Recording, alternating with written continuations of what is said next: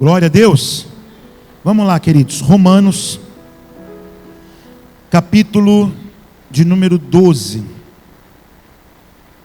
Romanos, capítulo 12. Um texto muito conhecido de todos nós, porém, às vezes não muito bem compreendido. Romanos 12. Eu queria que você ficasse de pé. Não por minha causa, mas por causa da palavra, sempre. Olha do seu lado. Veja se há alguém sem a palavra de Deus. Acompanhe com ela a leitura. Romanos 12, a partir do verso 1 até o 21. Leitura longa, mas tenha paciência, tá bom? Portanto, irmãos, pelas misericórdias de Deus, peço que ofereçam o seu corpo como sacrifício vivo, santo e agradável a Deus. Este é o culto racional de vocês. Não vivam conforme os padrões deste mundo, mas deixem que Deus os transforme pela renovação da mente, para que possam experimentar qual é a boa, agradável e perfeita vontade de Deus. Porque pela graça que me foi dada, digo a cada um de vocês que não pense de si mesmo além do que convém. Pelo contrário, pense com moderação, segundo a medida da fé que Deus repartiu a cada um. Porque assim como num só corpo, nós temos muitos membros, mas nem todos os membros têm a mesma função, assim também em nós. Embora sejamos muitos, somos um só corpo, em Cristo, e membros uns dos outros. Temos, porém, diferentes dons, segundo a graça que nos foi dada. Se é profecia, seja segundo a proporção da fé. Se é mistério, dediquemo-nos ao ministério. Ao que ensina, dedique-se ao ensino. O que exorta, faça com dedicação. O que contribui, com generosidade. O que preside, com zelo. Quem exerce misericórdia, com alegria. O amor seja sem hipocrisia. Odeiem o mal, apeguem-se ao bem. Amem uns aos outros com amor fraternal. Quanto à honra, deem sempre preferência aos outros. Quanto ao zelo, não sejam preguiçosos. Sejam fervorosos de espírito, servindo ao Senhor. Alegrem-se na esperança, sejam pacientes na tribulação, perseverem na oração e ajudem a suprir a necessidade dos santos. Pratiquem a hospitalidade. Abençoem aqueles que perseguem vocês. Abençoem, não amaldiçoem. Alegrem-se com os que se alegram e chorem com os que choram. Tenham o mesmo modo de pensar de uns para com os outros. Em vez de ser orgulhosos, sejam solidários com os humildes. Não sejam sábios aos seus próprios olhos. Não paguem a ninguém mal por mal. Procurem fazer o bem diante de todos. Se possível, no que depender de vocês, vivam em paz com todas as pessoas. Meus amados, não façam justiça com as próprias mãos, mas deem lugar à ira de Deus, pois está escrito: a mim pertence a vingança. Eu é que retribuirei, diz o Senhor. Façam o contrário. Se o seu inimigo tiver fome, dê-lhe de comer. Se tiver sede, dê-lhe de beber. Porque fazendo isto, você amontoará brasas vivas sobre a cabeça dele. Não se deixe vencer pelo mal, mas vença o mal com o bem. Amém, igreja? Desafio, irmãos. Desafio para a gente. Vamos orar? Curva a sua cabeça, feche os seus olhos e peça a Deus que ilumine o seu coração com a palavra dele nessa manhã. Peça a Deus, que todas as resistências do meu coração, elas caiam agora, para que eu possa ouvir a tua voz falando comigo e a minha vida seja transformada pela tua palavra. Vai orando isso ao Senhor. Pai, em nome de Jesus, junto com o teu povo eu oro e eu peço a ti, Pai, que a tua palavra seja ouvida aqui nessa manhã. Não a palavra do pastor, eu não tenho nada para dizer para esse povo, e as minhas palavras nada podem fazer na vida deles, só a tua palavra, que ela seja agora como fogo na minha boca, e o coração deles como palha, que Deus, o coração deles seja traspassado pela tua palavra, convencidos pelo teu Espírito e transformados pelo teu poder nesta manhã. É o que nós oramos em nome de Jesus, e a igreja diz: pode sentar, meus irmãos. A gente louva a Deus por essas pessoas que, por exemplo, você sabe que a Bíblia, ela não foi escrita com capítulos e versículos, né? Nenhum autor bíblico, Moisés, Josué, Samuel, Paulo, nenhum deles escreveu assim: capítulo 1, tema tal, verso 1, verso 2. O texto era corrido, amém? Era um pergaminho gigante, escrito do começo ao fim, sem pontos, sem nada, sem título, porque o autor tinha um propósito. Isso veio depois, amém, igreja? Isso veio com o advento da imprensa. No início do século XVI é que a Bíblia então passou a ser dividida por capítulos e versículos. Entenderam isso? Primeiro vem os capítulos, que já facilitou bastante coisa. Depois vieram os versículos que foram sendo colocados. Eu louvo a Deus por isso, mas tem problemas às vezes. Por exemplo, esse texto, ele é um texto que costumeiramente, o que a gente faz com ele? A gente lê os 2 primeiros versos. Vamos ler de novo? Os 2 primeiros versos é os versos que a gente mais conhece. Portanto, irmãos, pelas misericórdias de Deus, peço que ofereçam o seu corpo como igreja em sacrifício vivo, santo e agradável a Deus. Este é o culto racional de vocês. Versículo 2: em não vivam conforme os padrões deste mundo, mas deixe que Deus os transforme pela renovação da mente, para que possam experimentar.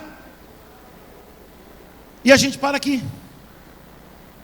A gente geralmente, quando chega nesse texto, para ali. E a gente acha que depois é uma outra coisa. O que vem depois é uma outra coisa que não tem nada a ver com esse assunto aqui do primeiro versículo. A gente acha que é uma outra coisa. E a gente erroneamente, irmãos, acaba não dando muita bola para o que vem depois. Entenderam isso? Porque o que importa para a gente é a gente estar olha, o apelo de Paulo. O apelo de Paulo é: rogo-vos, pois, irmãos, né, naquela versão mais original, pela compaixão de Deus, que apresenteis o vosso corpo em sacrifício vivo, santo e agradável a Deus, que é o vosso culto, e não vos conformeis com esse mundo. É o que a gente deseja. É o que todo aquele que foi salvo de novo precisa ansiar. Ele precisa querer crescer no seu relacionamento com quem? Com Deus. Porque foi para isso que nós fomos salvos. Amém, igreja? A palavra de Deus diz lá em 2 Coríntios capítulo 5, versículo 18, que o Senhor nos reconciliou com Ele, através do sacrifício de quem? Nós éramos o que de Deus? Inimigos. Inimigos têm relacionamento? Não. Inimigos não têm relacionamento. Então nós éramos inimigos de Deus.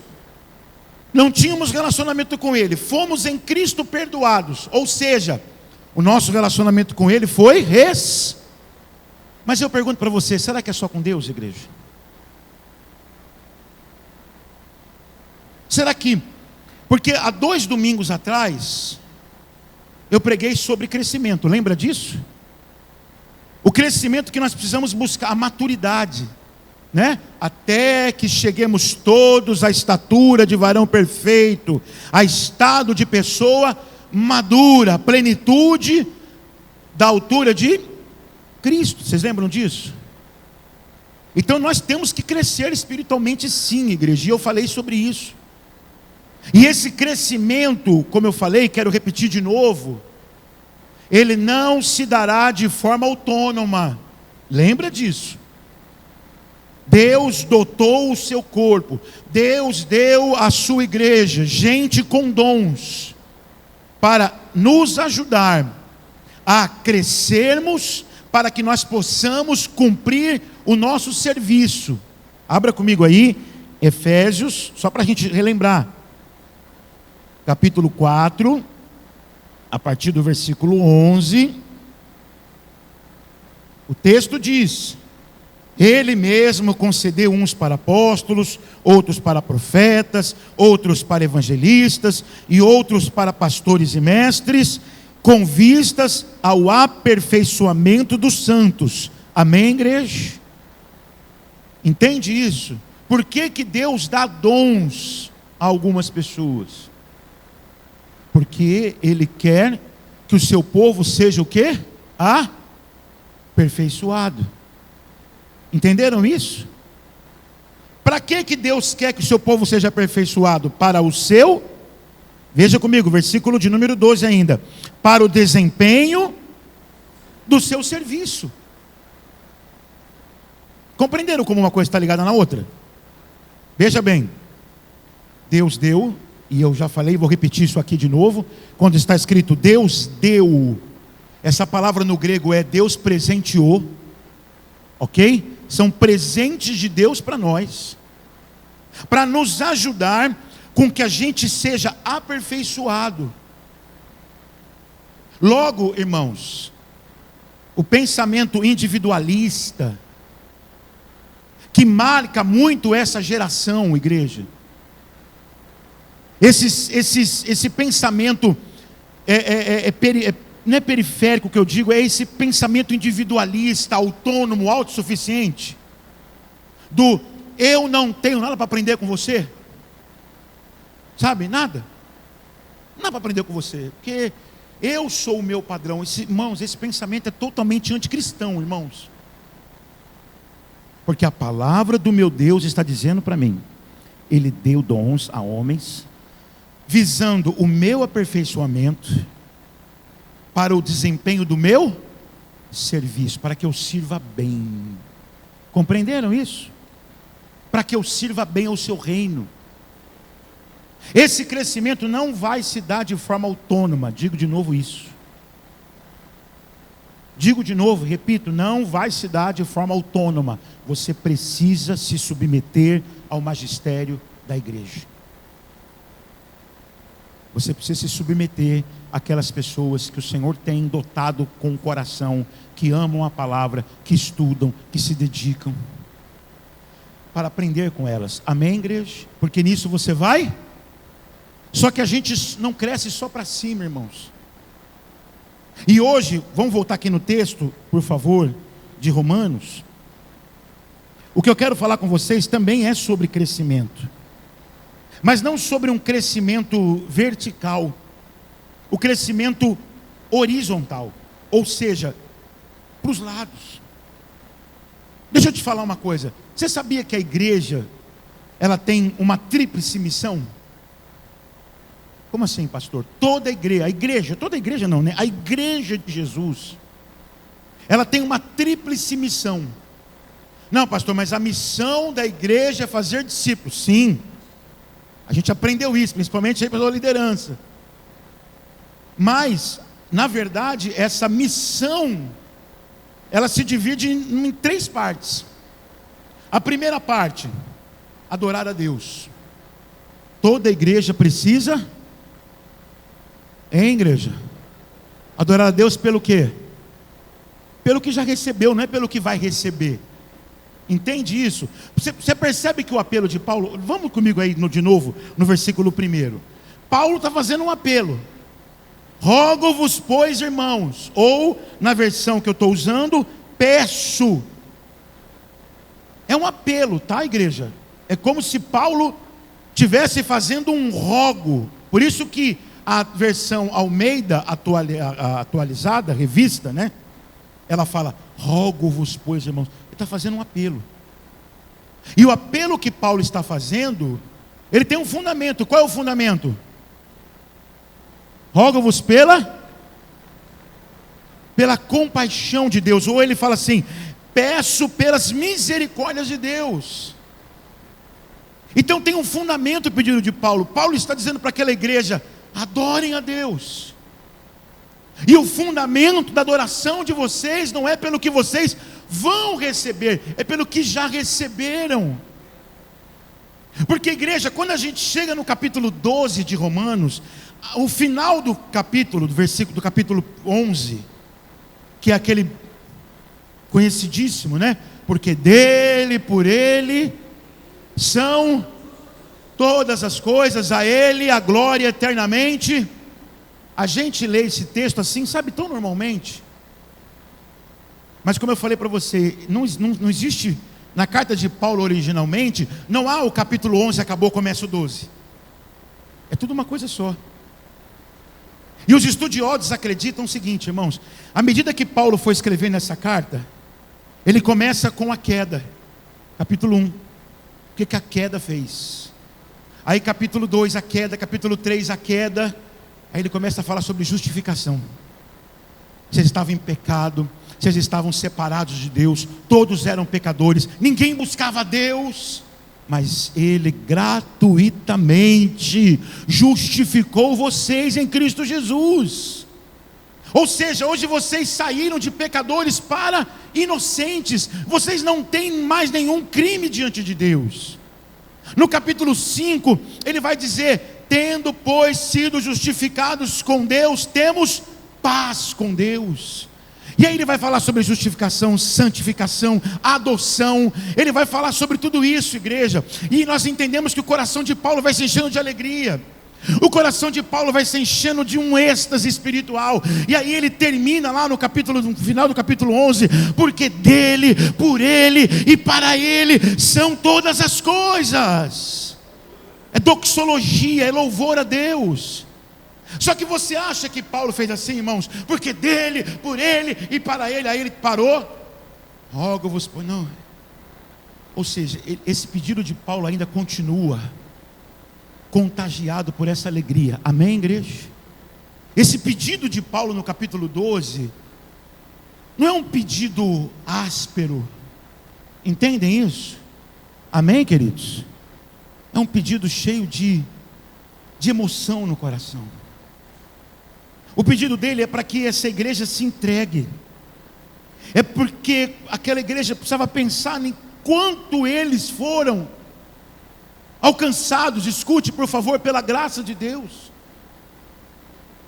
E uma vez alcançados por essa graça, a única resposta a ser dada é viver uma vida de entrega. Amém, meus amados? É a resposta. E aí a gente para aqui no versículo 2: não vos conformeis com esse mundo, mas transformai-vos pela renovação da vossa mente, para que experimenteis qual seja. Então eu tenho que mudar meu modo de pensar, porque se eu não mudar meu modo de pensar, eu nunca vou experimentar. É verdade, é isso aí mesmo. É isso aí mesmo, você tem que mudar o teu modo de pensar. Mas não somente no que tange no teu relacionamento com Deus, porque o nosso foco é esse. A gente quer crescer no nosso relacionamento com Deus, a gente quer ser espiritual. Só que a gente esquece que o apelo de Paulo não é só para que a gente cresça no relacionamento com Deus. Não, a gente vai ler aqui os outros versos, a gente vai ler. Nós vamos entender bastante coisa do texto, meu irmão e minha irmã. Então, eu quero que você compreenda algo nessa manhã. A gente hoje está aqui reunido para celebrarmos o quê? A ceia. Sim ou não? E é maravilhoso isso. Quando a gente celebra a ceia, nós estamos tomando o nosso lugar aonde? Na mesa do Senhor.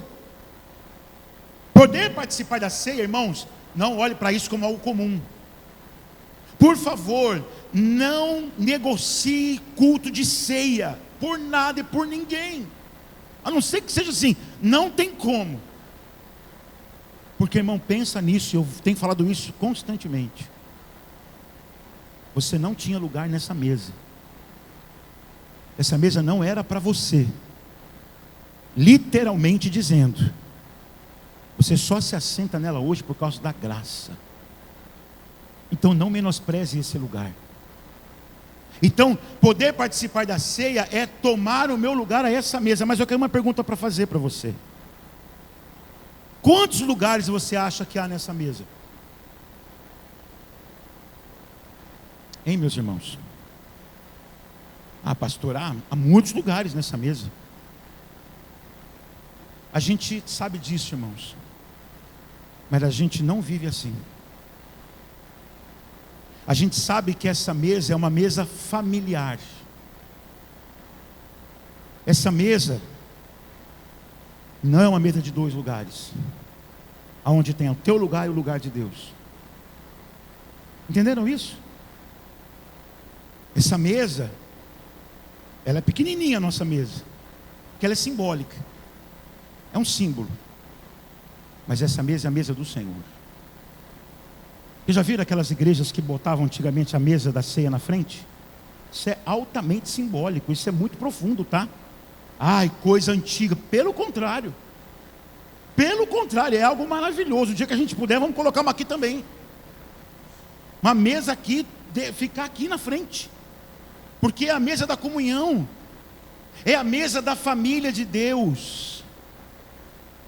O que eu quero que você entenda, irmãos, é que a gente sabe que, não, pastor, essa mesa tem muitos lugares. Mas por que a gente não vive isso, igreja? Por que a gente continua achando que somos nós e Deus só? Hein, meu irmão e minha irmã? Quando eu ouvi a Ana Carla falar aquilo lá fora, eu fiquei tão constrangido. Porque eu falei assim, que porcaria de pastor que eu sou. Que a pessoa, membro da minha, que está passando por um negócio desse. E ela não falou nada, eu pensei. Aí eu falei assim, por que é que não me falou antes? Não queria dar trabalho. Falei, pelo amor de Deus, minha filha. Pelo amor de Deus. Não é questão de dar trabalho, é questão de sermos corpo. Irmãos, a nossa igreja é bênção. Falta muita coisa para a gente, amém? Nós não somos uma igreja perfeita, a gente tem um monte de problema, mas a gente tem uma coisa legal. Mas sabe uma coisa que está faltando para a gente? Eu quero falar isso aqui na ceia. Está faltando para a gente espírito de corpo. Nós estamos muito afastados uns dos outros, ao ponto de um irmão estar sofrendo e achar assim, se eu falar eu vou incomodar, se eu contar isso eu vou incomodar. Não vai incomodar nada, porque igreja, deixa eu te falar uma coisa, quando um órgão do teu corpo fica doente, você sabia que o teu órgão sozinho não se cura? Quem sabe disso? Um órgão sozinho não se cura. Quando o teu fígado fica doente, teu pulmão fica doente, teu coração fica doente, ele não vai se curar sozinho. Vai precisar haver um esforço de todo o corpo. Você entende? O corpo vai ter que atacar aquela infecção, o corpo vai ter que atacar aquele problema, e todo o corpo, amados, ele vai ali trabalhar. Eu fui estudar sobre isso para poder estar falando isso aqui de manhã hoje. Todo o corpo vai se reunir para atacar aquela doença, porque um órgão sozinho não vai se curar. E é isso que essa igreja está precisando, irmãos. É isso que nós estamos precisando. Nós louvamos a Deus pela comunidade que somos, mas nós precisamos abrir os olhos para coisas que estão faltando em nós. E o que está faltando em nós é isso. É nós entendermos que o irmão não vai se curar sozinho, a irmã não vai se curar sozinha, e você precisa vencer essa autossuficiência também, meu irmão. Deixa eu te falar uma coisa, com todo respeito até a Ana Carla, sem querer atacar ninguém, irmão, autossuficiência é pecado. Vocês entenderam isso? Vocês entenderam isso? Eu não vou contar para ninguém o meu problema, porque eu vou resolver o meu problema. Irmãos, não tem nada mais anticristão do que isso. E você precisa ter humildade. Você precisa ter humildade. para colocar essa sua autossuficiência diante de Deus e dizer: Deus, eu não quero mais ser assim. Quando eu tiver um problema, eu quero poder contar com algum irmão da igreja. Não é só com pastor não, tá? Porque cuidar da igreja não é só coisa pastoral, hein? Cuidar da igreja é uns com os outros. Amém, meus irmãos? Não é me ligar e dizer: pastor, o senhor sabe o que aconteceu com a Carla? Eu não sei, você sabe? Sei, já foi lá? Já prestou solidariedade? Já esteve junto? Porque, amado, o pastor, o mestre, ele é para cuidar, mas ele é muito mais para aperfeiçoar os membros, os órgãos cuidam uns dos outros. E é isso que falta para a gente, igreja. Como pastor da igreja, preparando essa palavra hoje, hoje não, né? Essa semana eu fiquei pensando nisso. Porque, e foi até de Deus né? Deu até para complementar com um exemplo claro. Falei: uma irmã da minha igreja está passando por esse problema todo, mas pastor não queria. E ainda falou assim para mim: quantas vezes eu pensei em falar com o senhor? Por que não falou, meu filho? Eu não sou advogado, mas a gente ia orar. Porque às vezes é apenas o orar junto. Amém, meus irmãos? Às vezes é apenas pegar na mão e falar assim: olha só, eu não sei. Não sei, mas Deus sabe. Eu não sei o que fazer, mas o nosso Deus tem todo o poder. Nós vamos orar aqui agora. Amém, meus irmãos? Você veja bem, vamos continuar aqui no texto. Então, a questão é: participar da ceia representa algo muito profundo.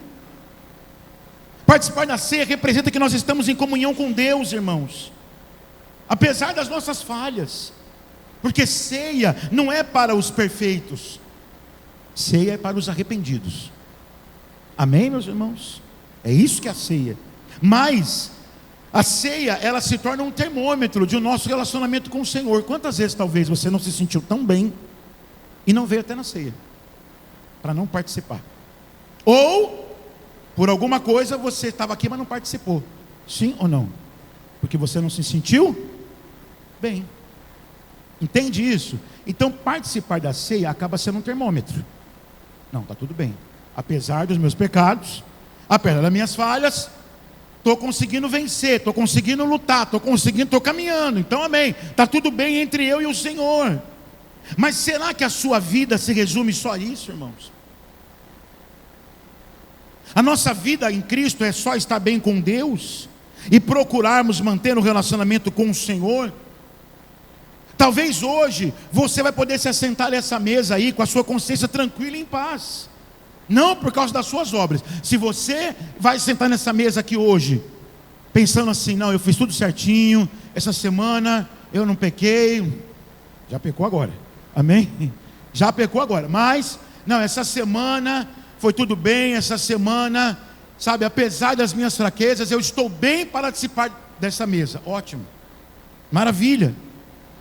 Mas deixa eu te falar uma coisa. E na mesa que antecedeu essa? Ouviram minha pergunta? Nessa mesa você vai se sentar tranquilamente em paz, porque apesar das suas falhas, você confia em Deus, ok? Mas e naquela mesa que antecedeu essa? Hein, meu irmão? Naquela mesa, está tudo em paz? Entre você e o seu irmão? Entre você e a sua irmã? Você conseguiu olhar nos olhos dos teus irmãos nessa manhã? Você hesitou alguns, teve uma certa hesitação? Ou um desviar, um evitar, um incômodo? Vocês estão compreendendo que a vida cristã, ela não se resume a isso aqui, mas é isso aqui com aquilo lá? Posso ouvir um amém da igreja? Amém, meus irmãos? A vida cristã não é só isso aqui, é isso aqui é o fundamento. Mas é aquela mesa lá fora. É claro, irmãos, que eu não estou aqui pregando uma utopia, que todo mundo aqui vai ser amigo de todo mundo, porque não vai, e eu tenho convicção disso. É claro que vai ter pessoas aqui que vão ser amigas. Eu tenho irmãos aqui que são meus amigos. E não quero que ninguém fique com ciúmes. Amém? Não quero. Porque não tem que haver isso. Eu sei que tem irmãos que eu sei que eu posso ligar a hora que for. De onde eu estiver, eu posso ligar. Amém? Amigo. Mas, amados, não tem nenhum problema. A questão toda é que eu não posso esquecer que, além de amigos, eu tenho irmãos. Entende isso? Aí, quando a gente leva a coisa só para a questão da amizade e esquece a questão da irmandade, aí a coisa complica. Nós não podemos esquecer isso. Não estou pregando utopia, que vai todo mundo estar na cara de todo mundo, que vai todo mundo sentar com todo mundo, que não tem como. Mas que você não pode se esquecer que, independente da amizade, você está ligado a essa pessoa do seu lado, ou à frente ou atrás, pelo sangue de Jesus Cristo. Amém, meus irmãos? Nós não podemos, e nós temos que ver aqui o texto, porque eu fico feliz que você tem crescido. Sabe, louvado seja Deus pelas suas conquistas espirituais. Que bom saber que você está crescendo no Senhor. Que bom saber que você está lendo mais a Bíblia. Que bom saber que você está orando mais. Que bom saber que você está ministrando a sua mulher. Você está orando com ela, fazendo um devocional. Que bom saber que está tendo culto doméstico lá na sua casa. Louvado seja o Senhor. Que bom saber que você está vencendo os seus pecados. Que bom saber disso tudo, meu irmão e minha irmã. Mas nós não podemos resumir a vida cristã apenas a isso. E o seu relacionamento com os seus irmãos de fé, você tem crescido, meu irmão? Ou você é um membro isolado da igreja? Você precisa orar. Você precisa colocar isso diante. Eu quero dizer isso com todo o amor, com todo o amor. Não é te acusando, não. É com todo o amor no Espírito, dizendo isso para você. Se você está agindo como um membro isolado do corpo, você não está entendendo o que é a salvação em Cristo Jesus verdadeiramente. Porque Cristo te salvou para você ter um relacionamento com Ele, mas te salvou também para você servir ao teu irmão. A palavra de Deus diz aqui em Romanos capítulo 12, versículo 1, que essa entrega, ela é o nosso culto em igreja racional. Ou seja, escute, por favor, a única coisa que eu tenho que fazer logicamente, depois de ser alcançado por esta graça, é cultuar a quem? A Deus. Essa palavra culto, não fica espiritualizando ela não, tá? Porque quando Paulo coloca aqui, é o vosso culto racional, Paulo não está pensando nisso aqui não, viu? No ajuntamento do domingo. Sabe o que essa palavra significa no original? Serviço.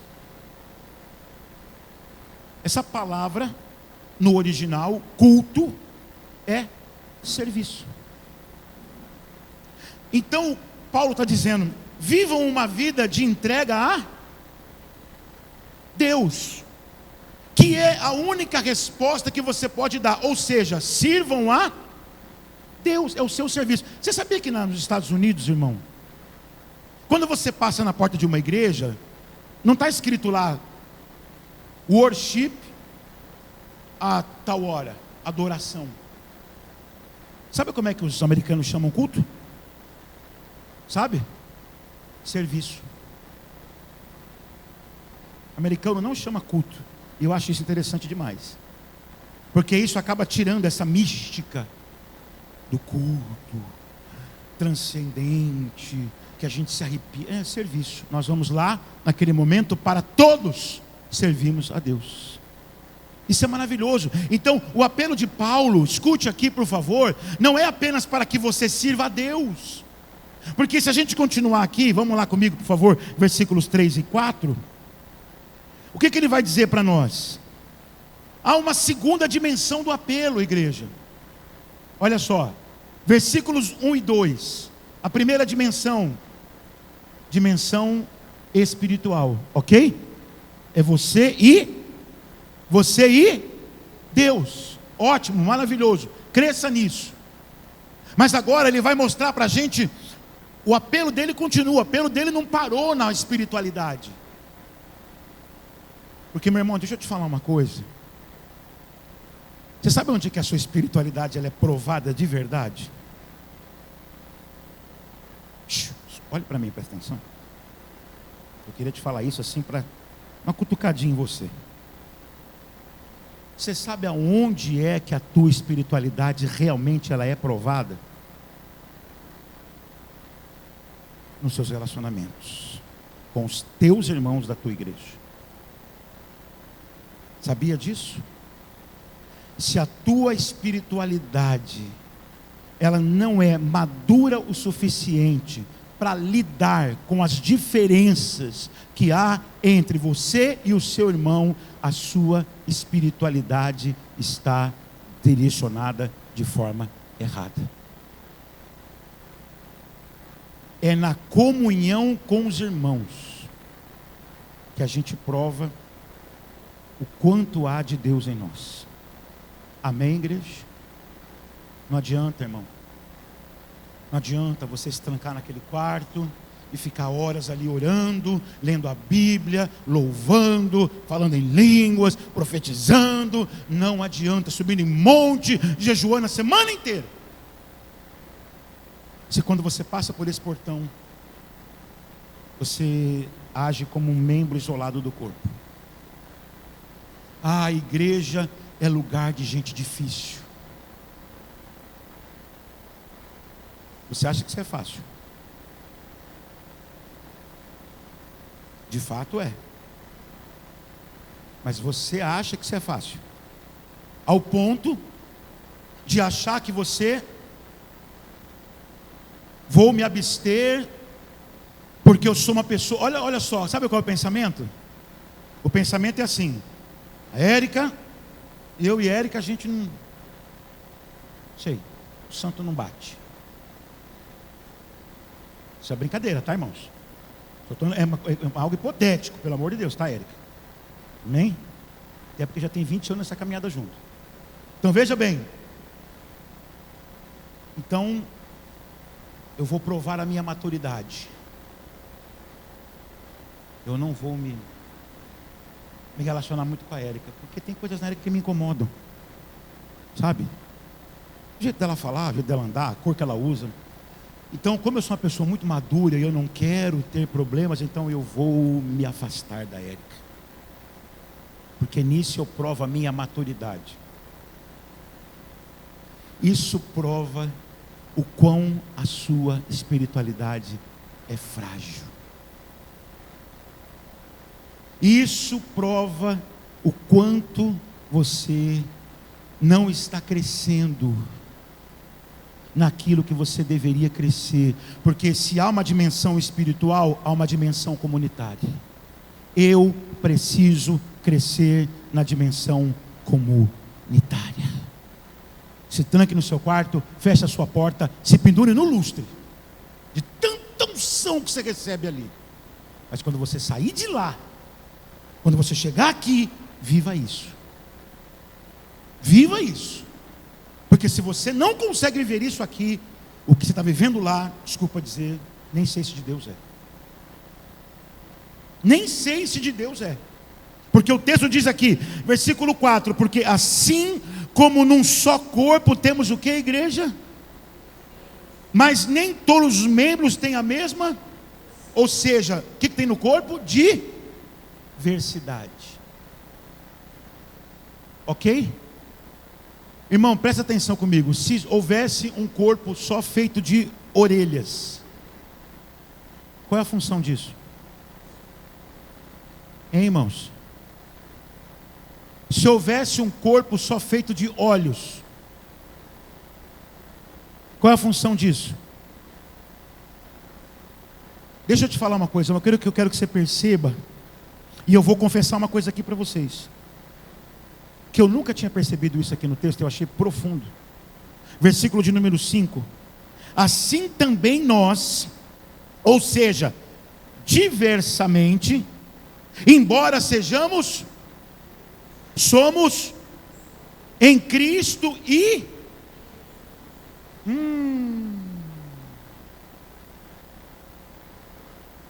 eu sou membro do corpo de Cristo. O texto diz o que aí?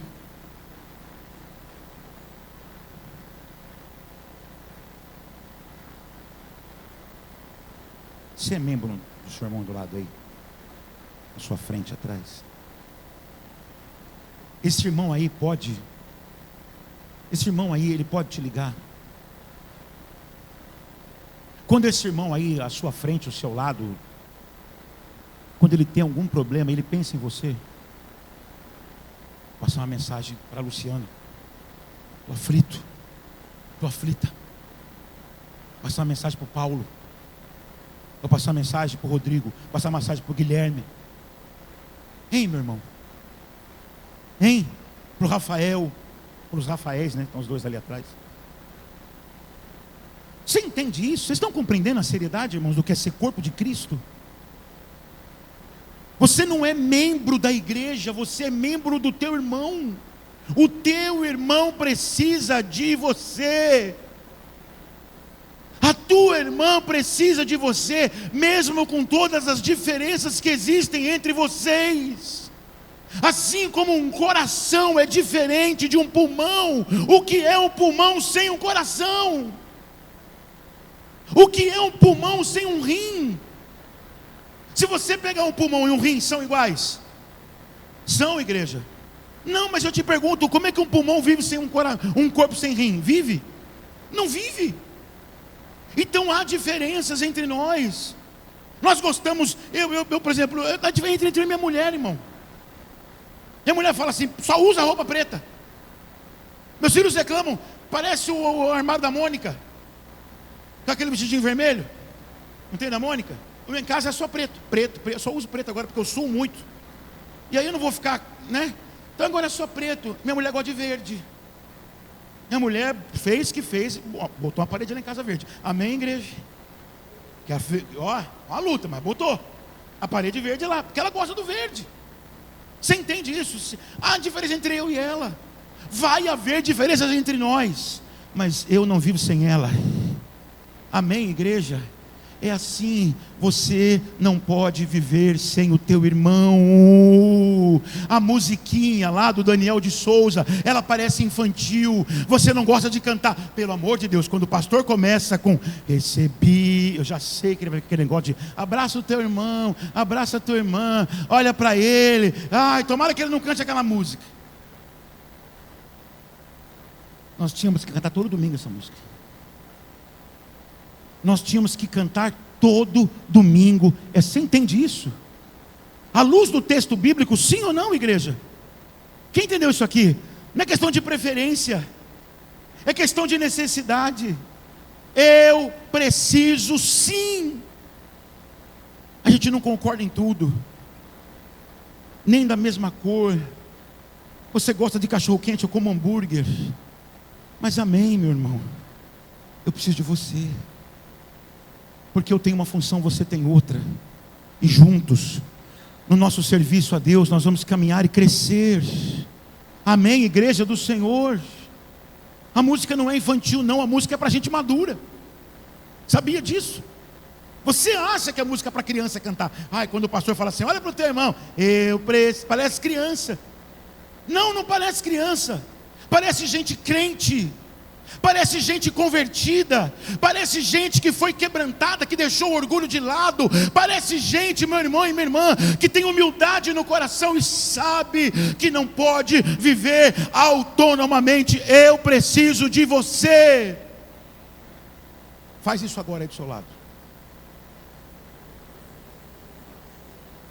Eu preciso de você. Faz atrás também, por favor, porque do lado às vezes é fácil. Eu preciso, irmão, deixa eu te falar uma coisa. Escute, por favor.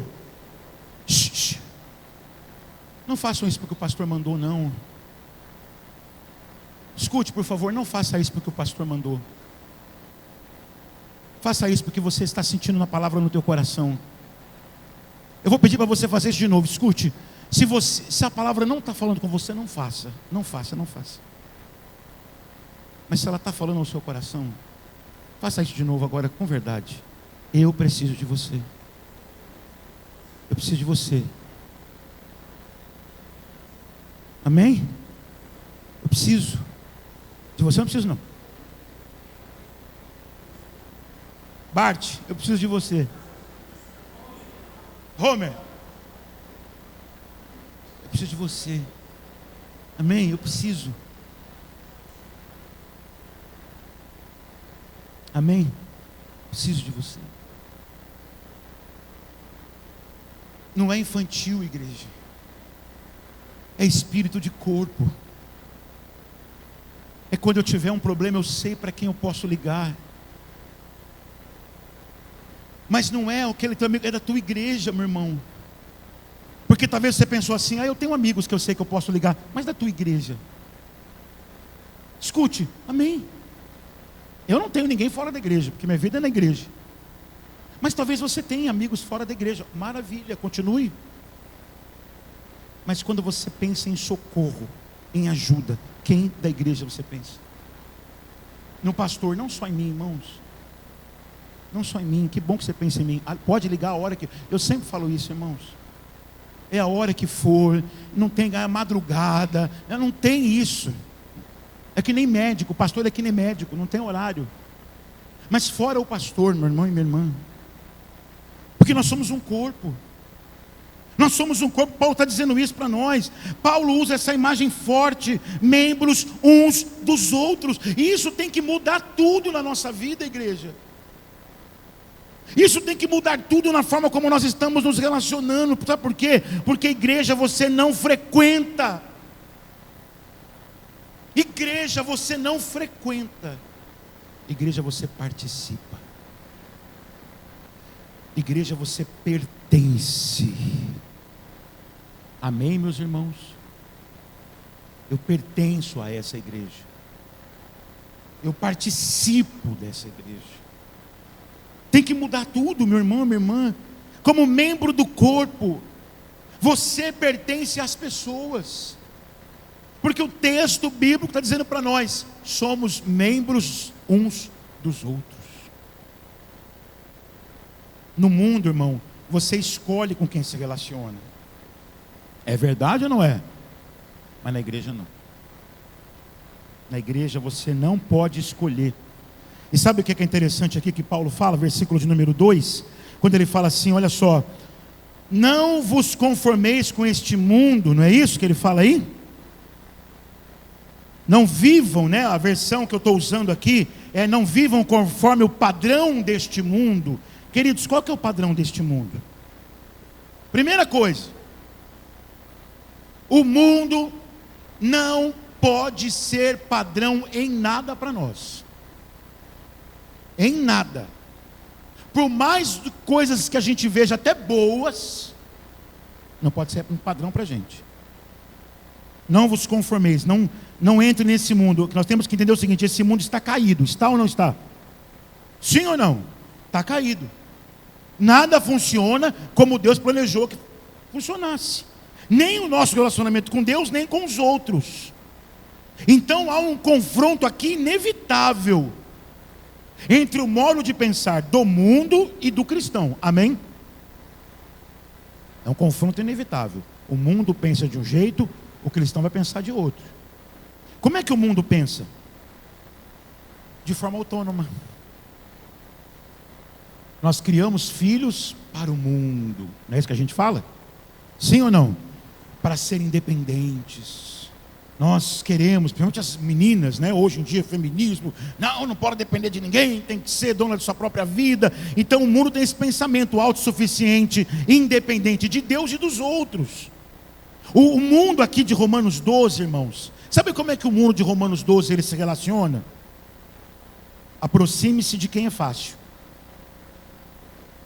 E geralmente as pessoas que você considera que são fáceis são as que concordam com você em tudo. Geralmente as pessoas que você acha assim: o Paulo é tão fácil de lidar. Pode ter certeza. O Paulo praticamente diz amém para tudo que eu falo. Entende isso?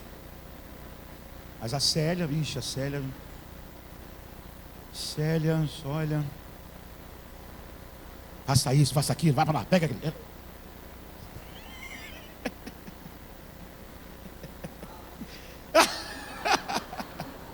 Olha Deus revelando as coisas. A Célia já, para mim, o jeito dela já é difícil. Porque a Célia fala assim para mim: não, pastor, assim não, assim. E ela fala mesmo, amém, igreja? Ela fala mesmo. E louvado seja Deus. Mas é isso que o mundo faz. O mundo chama de maturidade você só se ligar a pessoas que pensam como você. Não é isso? E fazer o que com quem não pensa igual? Deixar de lado. Evite quem te incomode. Evita, seja maduro. Não fica se expondo a relacionamentos que te machucam. Isso é psicologia, tá? Isso não é evangelho. Para de ficar colocando aquelas frasezinhas que você coloca lá no seu Instagram, com essas coisas de psicologia, para querer, sabe, não, evite relacionamentos que te machuquem. Isso é ser maduro, não. Não é ser maduro, não. Isso é ser bem maduro. Porque é teu irmão em Cristo Jesus. Não é igual a você, não pensa igual a você, tem o pensamento dele, tem a vontade dele, tem o querer dele, mas está ligado a você pelo sangue de Jesus Cristo. E eu vou te falar uma coisa: para de ficar achando que evangelho é mágica. Você identifica uma fraqueza em você, eu não sei. Você coloca lá uma fraqueza sua. E que tem uma pessoa que aquilo te confronta frontalmente. Toda vez que você... aquilo vem à tona.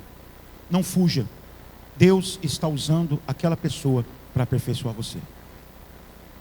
Não fuja dos relacionamentos difíceis na igreja. Deus está usando eles para aperfeiçoar o seu caráter em você.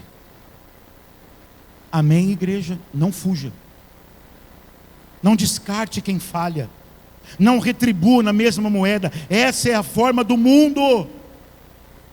O conselho do apóstolo Paulo é, veja comigo aí no versículo de número 3. Pense com moderação de si mesmo. Não pense além daquilo que convém. Amém, igreja? Está escrito isso ou não? Olha só. Porque pela graça que me foi dada a cada um de vocês, que não pense além mesmo daquilo que convém. Irmãos, pessoas humildes, pessoas que não são humildes, não conseguem manter relacionamentos na igreja. Não conseguem. Tem humildade para se submeter. Nós vamos começar a partir de hoje. Estamos começando uma série nova, tá? Uns aos outros. E vai ser cada domingo cutucada. Porque tem uns aos outros que é submeta-se uns aos outros. Ah, pastor, nem prega. Avisa o dia que eu vou pregar que eu nem venho. Eu não vou nem vir, que negócio de se submeter, mas está no texto bíblico, a gente não pode fugir. Então, meus amados, eu quero concluir nessa mensagem, porque, mas pastor, e o resto aqui do texto? Vamos ler, a gente vai ler todo o texto. O que eu quero dizer para você é que quando Paulo diz somos membros uns dos outros, e isso tem que mudar tudo, e entendemos que no mundo a gente escolhe, mas na igreja não. E na igreja você é chamado para amar quem Deus colocou aqui e servir, porque veja comigo, vamos lá, versículo 6. Deus deu dons, deu ou não deu? Deu. E o versículo 6 mostra o que para nós? Temos, porém, diferentes dons, segundo a graça que nos foi dada. Amém? Nem todo mundo vai exercer a mesma função. E aí ele fala: a profecia seja segundo a proporção da fé.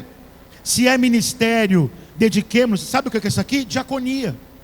A palavra aqui é diaconia.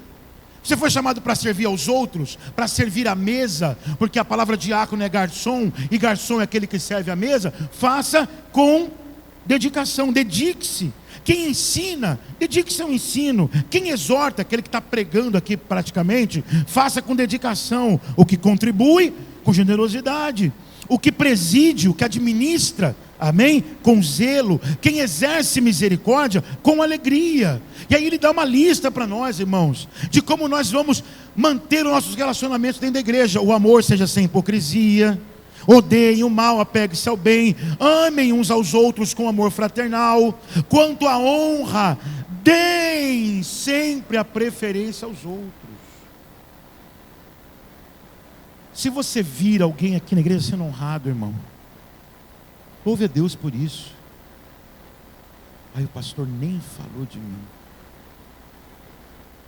Faço tanto, esforço tanto. Irmão, deixa eu te fazer uma pergunta. Você que tem esse tipo de pensamento no coração, você está fazendo tanto para quem?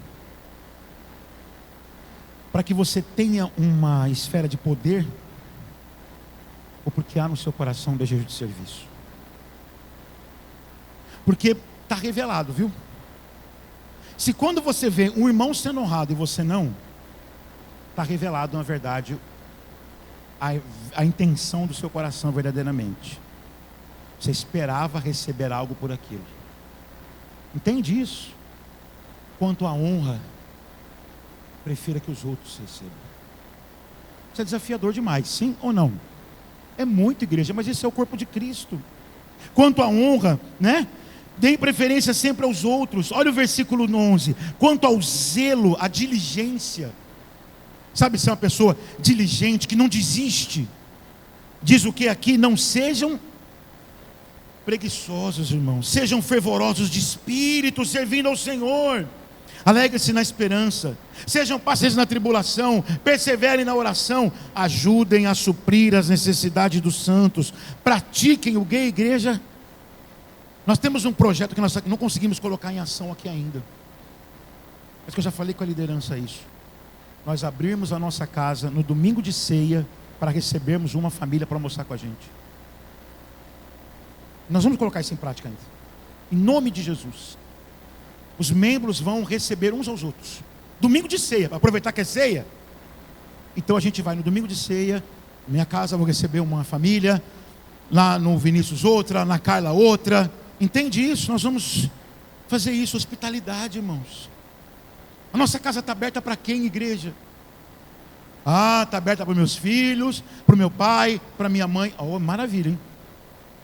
Mas só. E os teus irmãos? E as tuas irmãs em Cristo Jesus? Pratique a hospitalidade. Abençoe aqueles que perseguem vocês. Olha só, a igreja não é lugar de gente perfeita. Vai ter isso. Mas abençoa. Não amaldiçoem. Versículo 15. Alegre-se com os que se alegram. Chore com os que choram. Isso é empatia, irmãos. Agora, como é que eu vou ter empatia pela Ivani se eu não me aproximo dela? Entendeu isso? Se eu não chegasse naquela conversa da Ana Carla com a Bárbara, eu ia continuar sem saber. Eu tive que me aproximar, irmãos. Não tem como ter empatia de quem você não se aproxima, de quem você não compra a dor. Versículo 16. Tem o mesmo modo de pensar de uns para com os outros. Em vez de ser orgulhosos, sejam solidários com os humildes. Ou seja, não pode ter elitismo na igreja, irmãos. Não pode ter elitismo na igreja. As pessoas de maior posse são tratadas de forma diferente. Aqueles irmãos com um carro melhor, coloca o carro na vaga melhor. Aqueles irmãos que a gente sabe que tem lá um dízimo mais alto, tapete vermelho para ele. Sente-se aqui na frente. E para aquele irmão que não está podendo contribuir, que está com dificuldade, senta o seu lugar lá atrás. Está lá atrás. Não pode existir isso. Está falando, a palavra de Deus está falando, irmão, não sou eu não.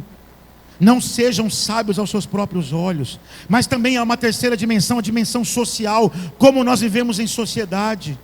Porque, meu irmão, deixa eu te falar uma coisa, Paulo não terminou ainda.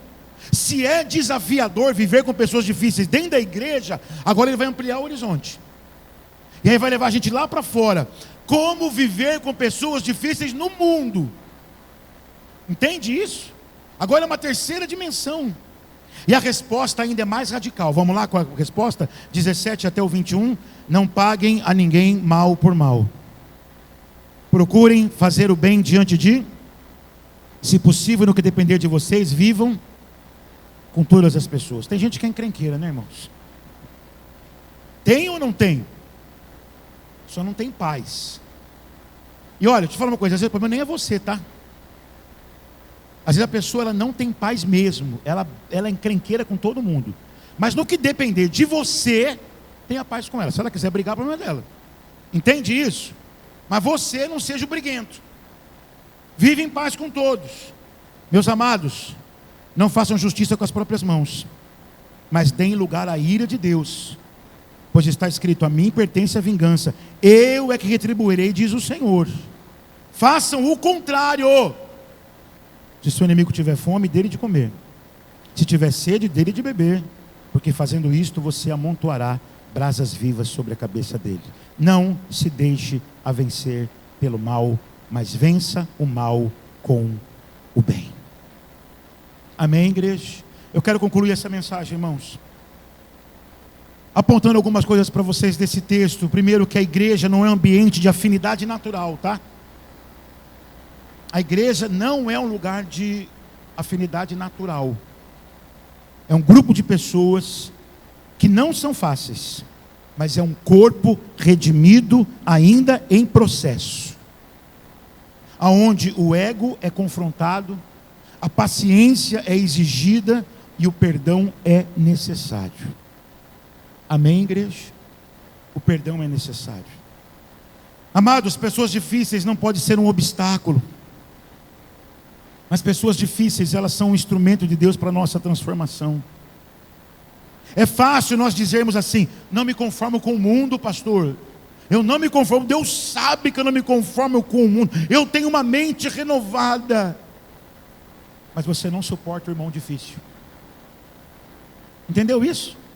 Você diz: eu não me conformo com o mundo. Minha mente foi transformada, mas tem pessoas aqui na igreja que você não tolera. Que você hesita mesmo. Se você puder, você passa. E eu quero dizer para vocês, isso não é pecado.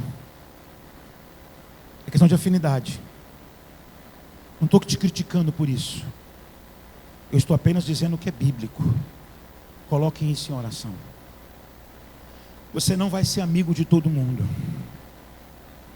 mas você tem que estar à disposição de todos. Você entende isso? Amém, meu irmão e minha irmã? Quando alguém pensar em tiver uma necessidade, vai pensar em mim? Vai me ligar? Vai me pedir ajuda? Você só serve quem te retribui, meu irmão?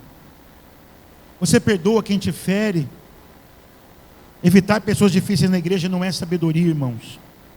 A igreja é um lugar sim de pessoas difíceis, porque é formada por pecadores em processo de transformação. E é exatamente nesse ambiente que a não conformidade com o mundo... Irmãos, deixa eu te falar uma coisa. Sabe como é que a gente prova que a gente não pensa como o mundo? É justamente nos aproximando daquelas pessoas que a gente acha que é difícil. Entende isso? Quem compreendeu? Entenderam isso? A gente prova que a gente não tem a mente. Porque eu falei, como é que é a mente do mundo? É difícil, eu quero? Me desafia. Não tenho paciência para o Luciano. O Luciano, quando começa a falar, meu Deus, me dá um negócio. Ai, Jesus amado. Então é perto dela que eu preciso estar, orando a Deus, me colocando diante de Deus, ajudando a Luciane. Porque uns aos outros é isso, irmãos. Uns aos outros é ajudando uns aos outros, é levando a carga uns dos outros. Não existe vida autônoma no corpo de Cristo. Eu termino dizendo isso para vocês: não existe. Queridos, nós vamos orar nessa manhã, mas eu quero dar um conselho para você. Se você quer uma fé sem atrito, talvez o ambiente da igreja não é para você. Mas se você quer ser transformado à imagem de Cristo, você vai precisar de gente difícil. Amém, meu amado? E não é gente difícil, irmãos. Não é gente difícil. Simplesmente não concorda com você. Entendeu isso? Não é que é difícil. Embora tenha as pessoas que sejam difíceis. Não é? Mas, será que essa questão que você rotulou é difícil?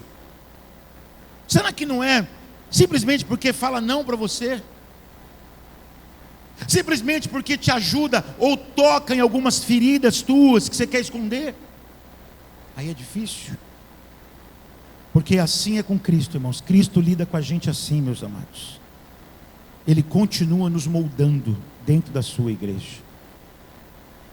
Que o Senhor tenha misericórdia de nós e nos ajude, meus amados, a cantarmos sim, todo domingo: eu preciso de você.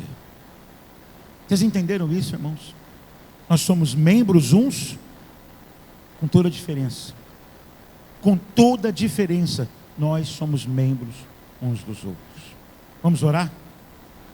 Curva a sua cabeça no seu lugar. Em seguida nós vamos celebrar a ceia. Mas eu quero orar com você. Senhor Deus, Pai Santo, a gente se achega a Ti aqui nessa manhã. E a gente se achega a Ti, Deus, pelas Tuas misericórdias, não pelas nossas obras.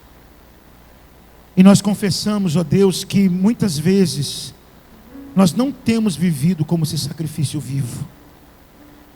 Nós temos nos conformado com esse mundo, Jesus, pensando como o mundo, resistindo à Tua transformação, meu Deus. Ah, Deus, perdoa-nos. Perdoa-nos pelo orgulho, perdoa-nos pela autossuficiência, pela dureza nos relacionamentos. Senhor, perdoa-nos porque nós dizemos que Te adoramos, mas negligenciamos o Teu corpo. Evitamos os difíceis, deixamos de servir, falhamos em amar como deveríamos. E diante do mundo, Senhor, nós nem sempre refletimos o Evangelho que confessamos. Senhor Jesus, Tu Te entregaste naquela cruz, Tu servistes ao Pai, Tu vencestes o mal com o bem. Então nós oramos a Ti agora: transforma-nos a Tua imagem, renova a nossa mente, quebra o nosso orgulho e ensina-nos a viver para Ti, Senhor, a cuidar uns dos outros, em nome de Jesus, a testemunhar com a nossa vida. Recebe-nos como sacrifício vivo, santo e agradável a Ti, e conduza-nos, Senhor, a Tua boa, perfeita e agradável vontade. É o que nós oramos em Teu nome. Amém, Jesus. Vamos para um tempo de contrição. Continue com a sua cabeça curvada, meu irmão.